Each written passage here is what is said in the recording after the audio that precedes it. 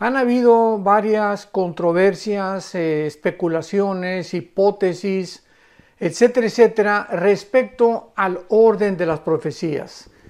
Y esta es la razón por la cual dentro del cristianismo escuchamos palabras como pretribulacionismo, posttribulacionismo, amilianismo, postmilianismo, etcétera, etcétera. ¿Qué quiero decir con esto? Bueno, cuando decimos pretribulacionismo, está dándonos a entender este término que antes de la tribulación va a venir el arrebatamiento de la iglesia. En este caso, ¿verdad? Nosotros formamos parte de esta área de la escatología. Creo firmemente, como lo quiero demostrar a través de las Sagradas Escrituras, de que la iglesia no va a atravesar la gran tribulación. Por eso se llama pre significa antes tribulacionismo, antes de la tribulación. Cuando hablamos del post-tribulacionismo, hablamos de personas o cristianos que creen que es hasta la segunda venida de Jesucristo, junto con el arrebatamiento, que se llevan a cabo estos dos eventos. O sea, en la segunda venida de Jesucristo viene el arrebatamiento y al mismo tiempo Él desciende del cielo. Lo cual pues ya es muy, pero muy difícil de sostener. Y luego tenemos el amilianismo, cristianos que creen que ya todas las profecías se cumplieron, que todo sucedió en el año 70 después de Cristo, que las profecías del Apocalipsis también ya se han cumplido, que la semana 70 de Daniel ya se ha cumplido. Y entonces vemos estas diferentes posturas o perspectivas que existen, y esto es debido a que estamos ni más ni menos analizando, profundizando, escudriñando, penetrando en la mente de Dios. La Biblia es la mente de Dios revelada. Y claro que no creo que haya ni siquiera un 5 o un 10% que podamos encontrar de la mente de Dios, dada nuestra finitud y nuestra limitación intelectual y también de comprensión. El apóstol Pablo escribió que todavía estamos mirando a través de como un espejo. Cuando éramos niños, 1 Corintios 13 dice Pablo, hablábamos como niños, pensábamos como niños. Cuando vamos creciendo, vamos desarrollando nuestra capacidad de comprensión. Y cuando ya llegamos a la edad adulta, pues ya tenemos un poquito más de madurez para poder percibir las cosas que nos rodean, entender cosas que no entendíamos ni en la infancia ni en la juventud. Y es exactamente igual con la vida cristiana. La vida cristiana tiene etapas, o sea, un recién convertido no puede entender el libro de Apocalipsis, ni Ezequiel, ni Daniel. Tiene que comenzar con la leche, igual que un recién nacido. Un bebé recién nacido no le puedes dar jamón, no le puedes dar una chuleta de puerco, ¿verdad? Porque se empacharía, se atragantaría, pero cuando va creciendo, después de un año de la leche de la mamá, ya brinca alimentos un poquito sólidos, que el gerbercito, que el jamoncito picado, y así el bebé, la naturaleza humana se va adaptando al alimento de acuerdo al crecimiento. Es exactamente igual en la vida espiritual. Dice el apóstol Pedro que crezcamos y deseemos la leche espiritual, que es la Biblia, como niños recién nacidos, para que crezcamos para salvación. Muy bien. Ahora con este preámbulo puedo yo comenzar a entender claramente por qué hay estas diferentes posturas dentro del cristianismo, y no nos queda más que escudriñar las escrituras, buscar cuál postura tiene más peso teológico simplemente, ¿verdad? Y tratar de poder llegar a una solución. ¿Por qué creo esto? Porque no puede haber dos verdades. No puede haber tres verdades, o sea, algo tiene que ser, o una postura tiene que ser la real. Yo recuerdo cuando inicié mi vida cristiana, me eduqué con misioneros bautistas y me enseñaron bastante de la doctrina bautista, estoy muy agradecido. Después estuve con hermanos pentecostales, los hermanos bautistas, vivíamos en Acapulco, se fueron y comencé yo a recibir la doctrina pentecostal.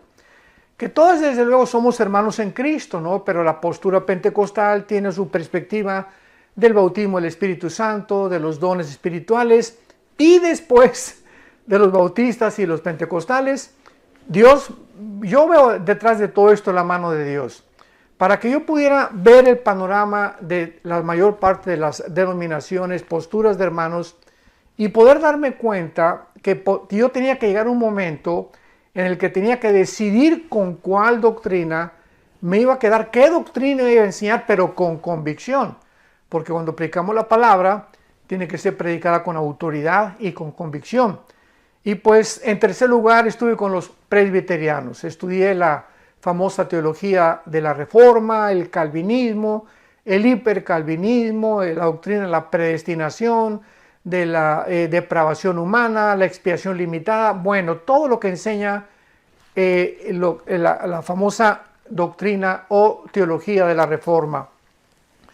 Y finalmente, pues yo tenía que encontrar un equilibrio. Fue lo que yo le pedí al Espíritu Santo, dame un equilibrio, Señor, ¿verdad? Porque todos mis hermanos tienen diferentes perspectivas, y esto es bueno porque así dependemos unos de otros. O sea, no nos vamos a tachar de herejes, ni mucho menos, simplemente son enfoques diferentes por causa de falta de muchas piezas del rompecabezas en la Biblia que no hemos encontrado, y otras veces por falta de estudio profundo de la palabra de Dios.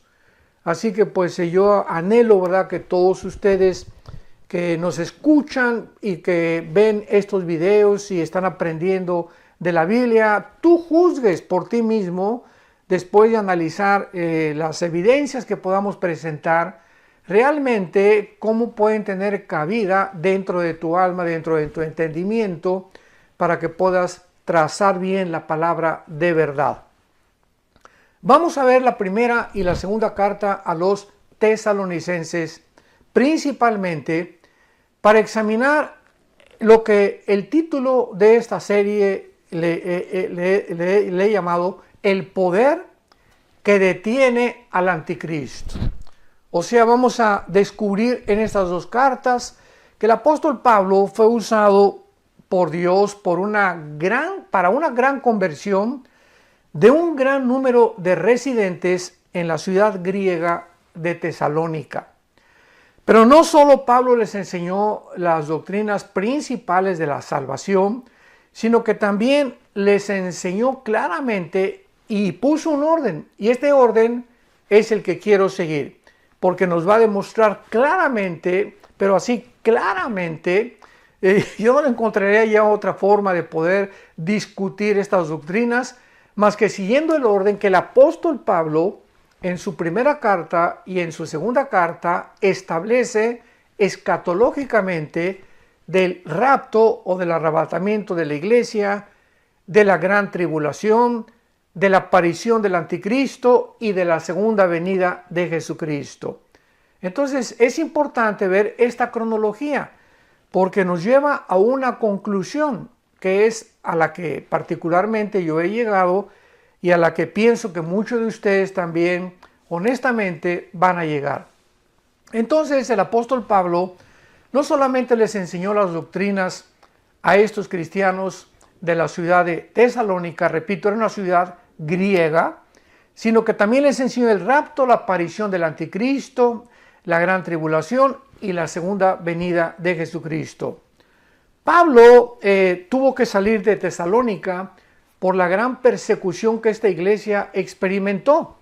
Y más tarde les escribe, cuando ya se va a estas dos cartas, explicándoles claramente los dos aspectos de estos dos gran eventos. Repito, en estas dos cartas, Pablo tenía, guiado por el Espíritu Santo, que enseñarles los dos principales aspectos de estos dos eventos, del arrebatamiento de la iglesia y de la aparición del anticristo o la gran tribulación. Primero les menciona lo que se conoce como la manifestación gloriosa y la aparición maravillosa de Jesucristo nuestro Señor, cuando viene por nosotros, cuando viene Jesucristo en el aire y nos saca del mundo. Por eso se le llama arrebatamiento, o sea, harpazo en la palabra griega, que significa literalmente ser sacado súbitamente o ser arrebatado con fuerza, y del latín raptarus. Por eso son sinónimos, se puede usar rapto o se puede usar arrebatamiento. Y esto es no solamente una experiencia que tal vez seamos nosotros, esta generación que estamos viviendo, los que no vamos a experimentar lo que significa morir. O sea, esta doctrina del rapto, como lo vamos a ver, era un misterio. En el Antiguo Testamento no está. En los evangelios no la encontramos tampoco. Fue algo que Dios apartó de una forma soberana para enseñársela a un solo hombre.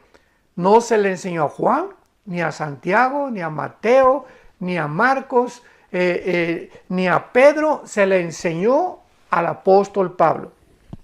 Esto nos muestra que Dios es soberano en cuanto a muchos secretos que Él tiene. Y Él puede enseñarle a Isaías cosas que no le enseñó a Malaquías, cosas que no le enseñó a Zacarías, cosas que no le enseñó a Sofonías, a todos los profetas menores y a los mayores del Antiguo Testamento, pero que cuando ponemos a todos estos profetas y todas estas revelaciones que Dios le dio tanto en el Antiguo Testamento como en el Nuevo Testamento a diferentes hombres, nos damos cuenta la consistencia de la verdad. O sea, ninguno de ellos se contradecía. Muchas cosas parecen que se contradecían, pero cuando las ponemos ya juntas, como dice el Salmo 119, la suma, la unión de tu palabra es la verdad. No podemos tomar una doctrina del Apocalipsis sin tener en cuenta el libro de Ezequiel y mucho menos el libro de Daniel y el libro de Zacarías. No podemos tomar los evangelios sin corroborar Mateo con Lucas, con Marcos, con Juan, etcétera, etcétera. Y aunque los cuatro evangelistas, Mateo, Marcos, Lucas y Juan, escriben de diferente forma, viendo de diferentes aspectos la vida y ministerio terrenal de Jesucristo, todos escriben cosas diferentes, pero muchas de ellas coinciden aun cuando usan un lenguaje diferente. Entonces el apóstol Pablo, en la primera carta a los Corintios, para inmediatamente aclarar este punto, en la primera carta a los Corintios, por favor abre tu Biblia, 1 Corintios capítulo 15, vamos a comenzar a entender esto desde la A hasta la Z. Eso sí, se los prometo que así lo vamos a hacer. En 1 Corintios 15, versículo 51, el apóstol Pablo nos dice lo siguiente: he aquí les digo un misterio, o sea, nos va a revelar Pablo a un secreto, y un misterio significa algo que no estaba revelado en el Antiguo Testamento, algo desconocido antes de él, que tampoco estaba revelado en los evangelios. Entonces, por eso Pablo comienza diciéndonos: les voy a dar a conocer un misterio, algo que estaba escondido, pero que ya no es escondido. Dios me lo reveló a mí. Lo escondió en el Antiguo Testamento, lo escondió en los evangelios, pero al Espíritu Santo le agradó revelármelo a mí. Muy bien. ¿Cuál es este secreto? ¿Cuál es este misterio que Pablo nos quiere revelar? Y dice a continuación que no todos vamos a morir. O sea, que no todos dormiremos, pero todos seremos transformados. Eso es una revelación que no existía en el Antiguo Testamento. En el Antiguo Testamento, Isaías, muchos profetas hablaron de la resurrección de los muertos, pero nadie sabía que iba a haber una generación, en este caso en el cuerpo de Cristo, que somos la iglesia, los cristianos, que no íbamos a morir. ¡Qué tremenda revelación! ¡Qué tremenda y maravillosa esperanza! Que va a haber un grupo de cristianos que no vamos a saber qué es morir. Me incluyo porque le pido a Dios que podamos tener ese privilegio, esta generación que estamos viviendo, que no seamos nosotros la generación de la cual está hablando Pablo, que de repente vamos a desaparecer y estaremos en un cerrar de ojos, en el aire, en la presencia del Hijo de Dios, de Jesucristo. Entonces dice Pablo, no todos vamos a dormir, pero todos seremos transformados. La palabra dormir no significa una existencia inconsciente. Esto es muy importante.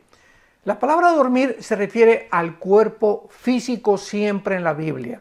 Dormir es el cuerpo, pero la Biblia nos habla claramente, sin ningún lugar a dudas, que en el momento de la muerte, como en Génesis 35, etcétera, etcétera, sale de nuestro cuerpo el alma y el espíritu. En el momento de la muerte, tu alma y tu espíritu, mi alma y mi espíritu, sale inmediatamente del cuerpo y nos vamos, ¿verdad?, a la presencia de Dios, o los que no son cristianos, su alma y su espíritu salen para bajar al Sheol, que en el Nuevo Testamento se tradujo Hades, que es una transliteración del hebreo al griego. La palabra Sheol en el Antiguo Testamento se usó para el lugar no de la tumba, porque claramente nos muestra el Antiguo Testamento que en el Sheol las gentes estaban conscientes, tenían una existencia consciente. Muere Abraham y le dice Dios, serás reunido con tus padres, serás reunido con tus parientes, o sea, dándonos a entender el Espíritu Santo que al morir había un lugar donde todos los muertos justos, ¿verdad?, iban al mismo lugar y estaban reunidos juntos, esperando desde luego la muerte de Cristo en la cruz, porque ya cuando muere Cristo en la cruz, Él baja y saca a todos del Hades, de los que se encontraban en el lado del paraíso o del seno de Abraham. De esto ya he hablado en otras conferencias. Y ahora desde Cristo a nuestros días, de Cristo a nuestros días, todos los cristianos que han muerto desde Pentecostés hasta nuestros días del año 2021 en que nos encontramos, ahorita estamos en el mes de abril, a finales del mes de abril estoy compartiendo esta conferencia. Todos los cristianos en el momento de la muerte salimos inmediatamente de nuestro cuerpo y nos vamos con el Señor, inmediatamente. Pero si tú no has muerto o yo no he muerto y el rapto viene tal vez acabando esta conferencia o mañana, un mes, no sabemos, un año, 2 años, no sabemos si somos nosotros los que vamos a participar de esta maravillosa experiencia. De repente vamos a ser transformados. Vas a estar comiendo en un restaurante o manejando, un piloto en un avión, un chofer en un camión, un médico tal vez operando, o a lo mejor yo predicando, ¿verdad? No sabemos, pero si viene el arrebatamiento y viene el rapto de la iglesia, de repente vamos a desaparecer millones de personas, nuestra ropa se va a quedar ahí tirada y vamos en instantes, en milésimas de segundo, nuestro cuerpo corruptible, porque así nuestro cuerpo como lo tenemos no puede ser transportado al cielo, porque es un cuerpo que no puede heredar, la carne y la sangre no puede heredar lo invisible, lo incorruptible. Un cuerpo imperfecto no puede estar en un lugar perfecto. Entonces es lógico que nuestro cuerpo tiene que ser cambiado en milésimas de segundo para estar, repito, en la presencia de Jesús. Jesús vendrá en el aire y no va a tocar los pies en la tierra. Esta es la gran diferencia. Después ya hablaré de todo eso. En el rapto viene Jesús en el aire, nos saca del mundo, la iglesia sale del mundo, comienzan los 7 años de la tribulación y en la segunda venida Cristo desciende y toca el monte de los olivos. Zacarías capítulo 14, versículos 2 y 3. En la segunda venida Él toca los pies en el monte de los olivos y en la segunda venida Él viene con nosotros.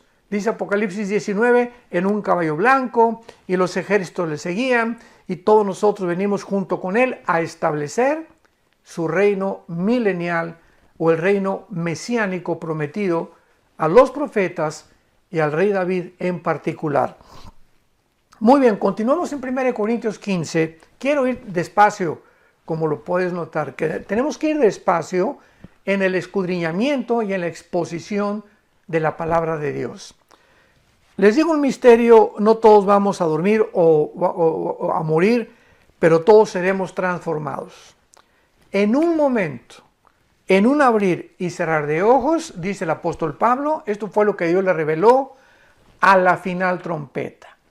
Porque se tocará la trompeta y los muertos en Cristo, o sea, si viene el rapto ahorita, para ir despacio, si viene el rapto ahorita, o mañana o pasado o la semana que entra, todos los que han muerto antes que nosotros, desde Pentecostés, porque esto es importante, en el rapto solamente nos vamos a ir todos los que formamos el cuerpo de Cristo.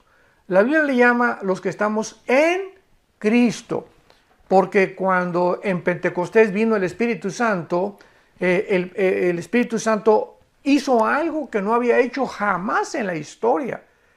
Desciende el Espíritu Santo para hacer su morada, para convertirnos a nosotros, nuestro cuerpo convertirlo en el templo de Dios. Dice 1 Corintios 6, 19 y 20, que no sabéis que vuestro cuerpo, mi cuerpo, tu cuerpo es el templo donde Dios está viviendo. Esto es maravilloso. Somos el templo del Espíritu Santo.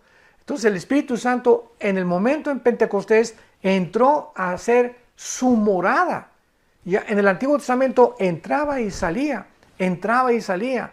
Entraba sobre Sansón y Sansón tenía unas fuerzas sobrenaturales, pero se iba. Entraba sobre David y David tocaba el arpa y comenzaba a escribir como el Salmo 22, que 1000 años antes de Cristo contiene la crucifixión escrita por David, guiado por el Espíritu Santo, inspirado por el Espíritu Santo, pero se iba el Espíritu Santo y así venía sobre las personas, pero se iba. Pero desde Pentecostés, que fueron 50 días después, porque la palabra Pentecostés significa 50 en el griego, entonces 50 días después de que Cristo muere, el Espíritu Santo viene sobre un grupo de personas llamados los cristianos, o también se les llamaba los del camino.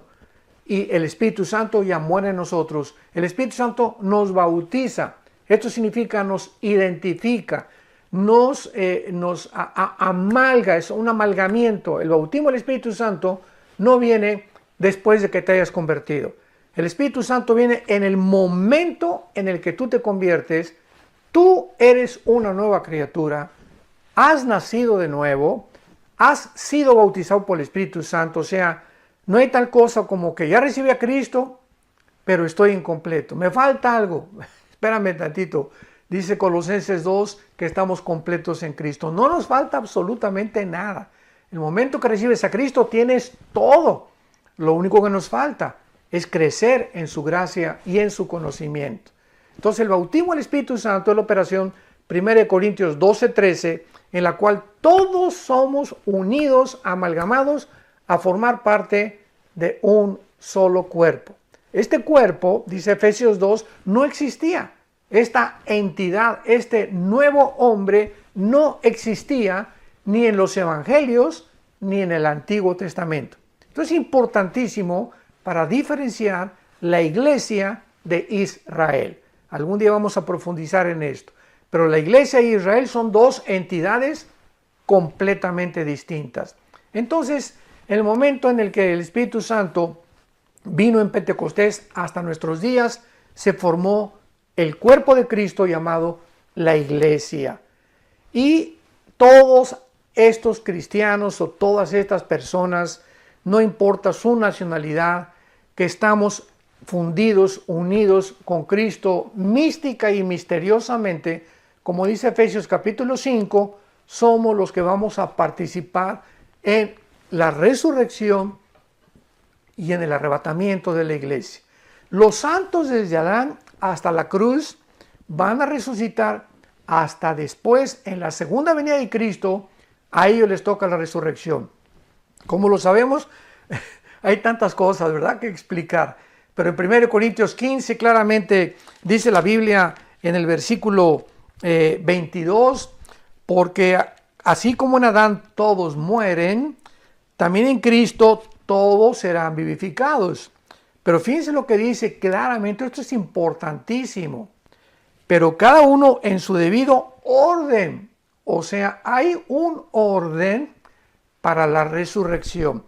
Los primeros que van a resucitar, los que siguen, los terceros, etcétera, etcétera.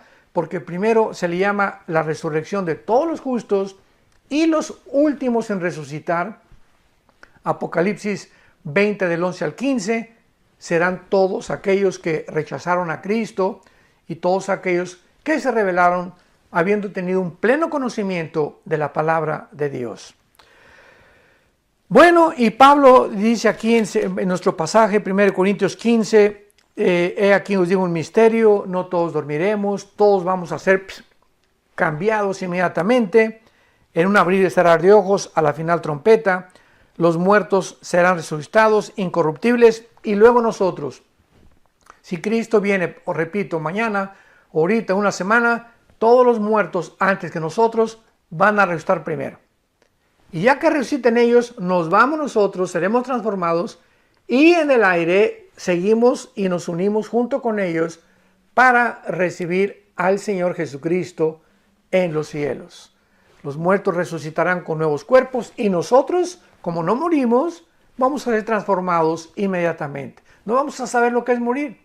No vamos a experimentar pasar por el túnel de la vida, o lo como el rey David le llamaba, el camino que seguimos todos los hombres. Así le llamaba David a la muerte, el camino de todos los hombres. Porque está establecido los hombres que muramos una sola vez. Y después de nuestra muerte no hay limbo, no hay purgatorio, no hay segunda oportunidad, no hay tercera oportunidad. Una vez que tú mueres y una vez que yo muero, morimos porque hemos decidido en esta vida el lugar donde vamos a querer pasar la eternidad. Por lo cual, cuando oyes estas palabras, no te endurezcas, y si tú no tienes a Cristo, aprovecha para que, si no sabes mañana o pasado, ninguno tenemos la seguridad cuando vamos a morir, que le entregues tu vida al Señor Jesucristo. Y finalmente dice aquí el apóstol Pablo en la primera carta a los Corintios, porque es necesario que esto corruptible se vista de incorrupción, o sea, es necesario que nuestro cuerpo sea transformado, porque, repito, no podemos subir con este cuerpo al cielo. Es un lugar perfecto y necesitamos un cuerpo perfecto para vivir en un lugar perfecto.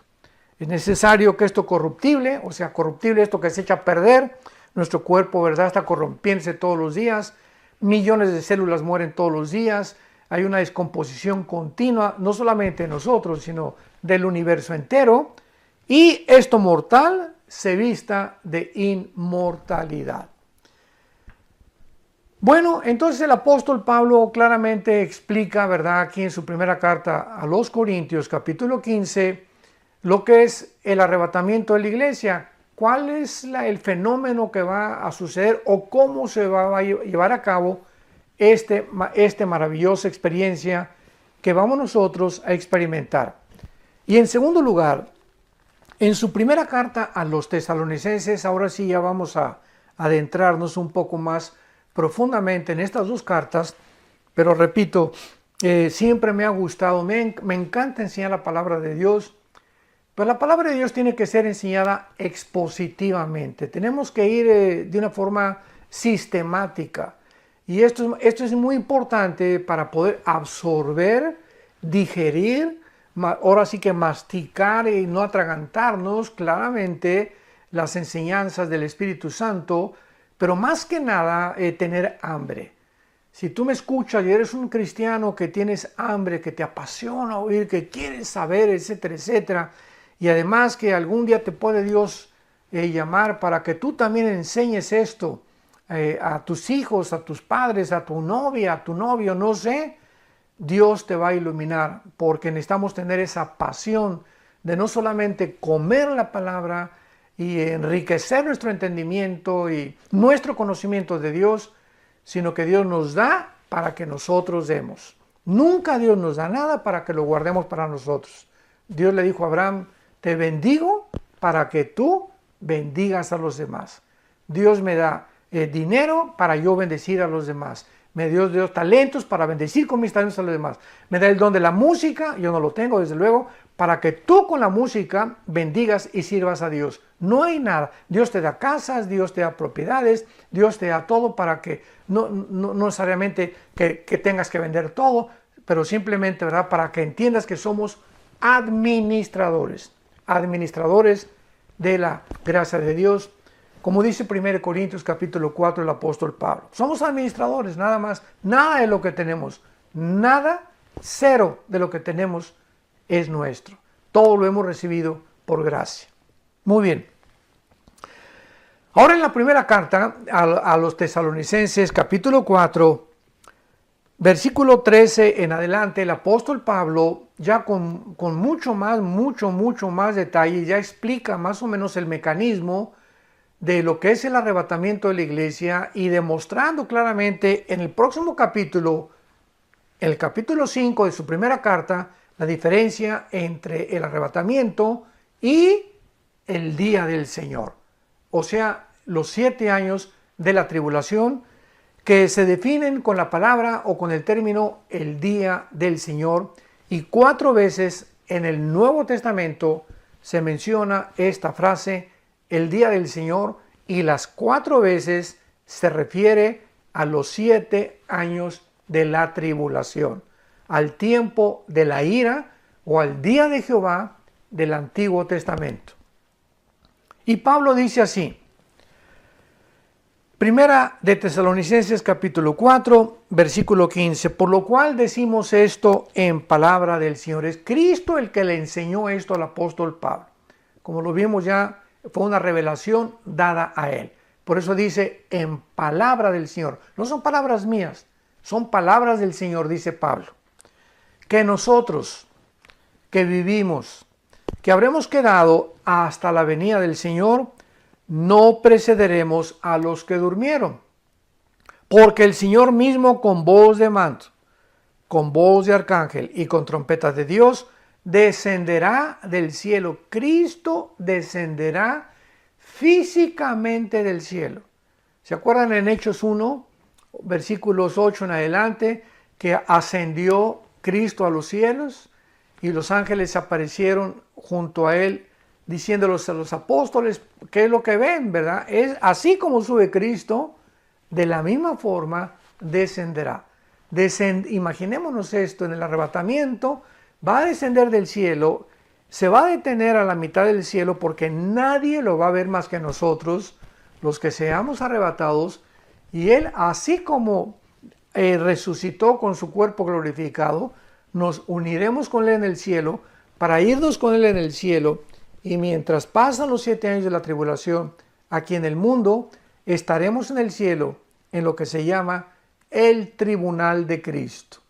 Romanos 14:10, 1 Corintios 3 del 10 en adelante, que será el bema en el griego, o tribunal, bema en griego, que significa que seremos los cristianos juzgados. A ver, con cuidado. Los cristianos, cuando muramos, vamos a ser juzgados, no por la salvación, porque la salvación no la podemos perder. Ya nuestra salvación fue conquistada, ganada en la muerte de Cristo. Él nos dio la salvación que tenemos, una salvación que no es nuestra, que nos es imputada por gracia y que gracias al sacrificio de Cristo tú y yo podemos reunirnos con Él en algún día. Entonces nuestra salvación, ¿verdad?, no tiene que ver ya en el tribunal de Cristo, en el bema, con B grande, bema en el griego de Cristo. Repito, Romanos 14:10, 1 Corintios 3 del 10 en adelante. Entonces ahí en el juicio de Cristo, en el tribunal de Cristo, vamos a ser juzgados por nuestras obras. 2 Corintios 5:10, cada quien Dios le dará lo que hicimos siendo cristianos, porque nuestra vida antes de ser cristianos fue borrada completamente. No hay nada de antes de ser cristianos que Dios nos va a sacar o a acusar, porque el que está en Cristo, nueva criatura es. 2 Corintios 5:17, somos una nueva creación. El que está en Cristo es una nueva creación, las cosas viejas pasaron, todas son hechas nuevas. Entonces, en el tribunal de Cristo vamos a ser juzgados por todos los dones y los talentos que Dios te dio. Los talentos que a mí me dio Dios. ¿Qué hicimos con todo lo que Dios nos dio? Las oportunidades que nos dio vergüenza hablar de Cristo ante la familia o ante los amigos o en tu trabajo, las oportunidades que Dios nos dio para poder ayudar a la obra de Dios, para sostener la obra de Dios, las oportunidades que Dios nos dio para poder usar nuestros talentos musicales. A lo mejor tú sabes tocar la guitarra o la batería o la trompeta o estudiaste música, el piano y nunca te has acercado en tu iglesia a decirle al pastor o al coordinador de la alabanza: hermano, tengo libres el domingo 2 horas, quiero cooperar con tocar con la alabanza, etcétera, etcétera. En fin, Dios nos va a juzgar conforme eso. Y muchos cristianos, dice 1 Corintios 3, del 10 en adelante, muchos cristianos serán avergonzados, porque casi ni fruto llevaron. Pasaron al cielo, decimos aquí en México vulgarmente, de panzazo, con 6 de calificación, ¿verdad? 5 es reprobado, 6 es ya así que raspando, ya 7 regular, 8 bien, 9 excelente, ya 10 de calificación es magnífico. Entonces muchos cristianos pasarán con un 6 de calificación. Recibieron a Cristo, tal vez tengan la salvación, pero sus frutos, ¿verdad?, fueron enterrados, no los utilizaron, y estos cristianos, aunque sean salvos, aunque estén en el cielo, serán avergonzados. Y serán los soldados rasos de la otra vida. Porque en la otra vida va a haber generales, coroneles, tenientes, cabos, ¿verdad? Va a haber cristianos, dice Apocalipsis 20, versículos 2 y 3, y vi tronos y los que fueron dignos de sentarse en ellos. O sea, no todos los cristianos ocuparemos un trono, que significa lugar de autoridad en la otra vida, sobre las otras naciones que habrá en la otra vida y que Dios designará de acuerdo a su soberanía. Muy bien. Entonces, dice Pablo que descenderá del cielo y los muertos en Cristo resucitarán primero. Y luego nosotros, ya lo vimos hace unos minutos, una vez que resuciten todos los muertos antes que nosotros, luego nosotros, versículo 17, los que estemos vivos, los que hayamos quedado, o sea, los que vivamos hasta que venga el rapto, seremos arrebatados. Arpazo, repito, el arpazo, escríbela. Es la palabra arpazo, tal como suena con A de Armando y con Z, arpazo, que significa seremos sacados, arrebatados, fuera del mundo, súbitamente, repentinamente, como lo vimos en Corintios, de una forma imperceptible, un parpadear de ojos, millones de personas desapareceremos de esta tierra. Y dice la Biblia a continuación, seremos arrebatados juntamente con ellos en las nubes para recibir al Señor en el aire. Qué grande diferencia, ¿verdad? Qué clara es la Biblia. El arrebatamiento no tiene que ver nada con la segunda venida. El arrebatamiento viene el Señor y nos saca a nosotros en el aire, no pone los pies en la tierra.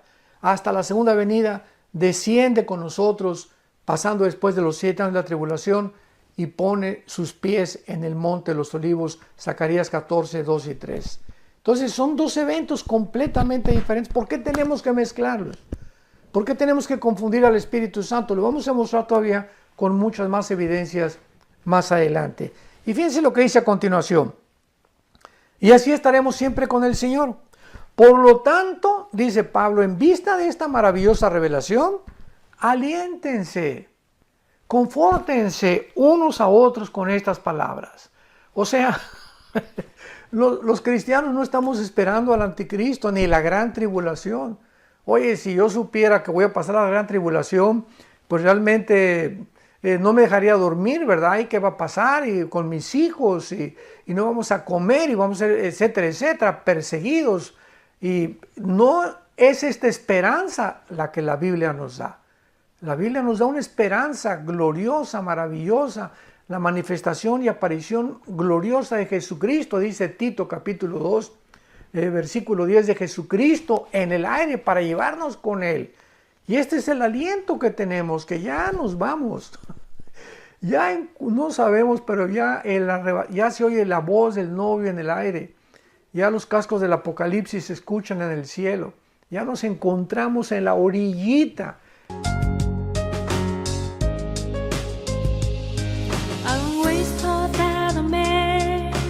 Fall in love with, good and so be my best friend. I am glad that it's so it is. I am glad that it's so it is. You are my dearest friend, with whom I have never keep any secrets. You know me the way I am, and I know the real you, and that's what makes our walk of love so special. You are my dearest friend, with whom I have never keep any secrets. You know me the way I am, and I know the real you, and that's what makes our walk of love so special.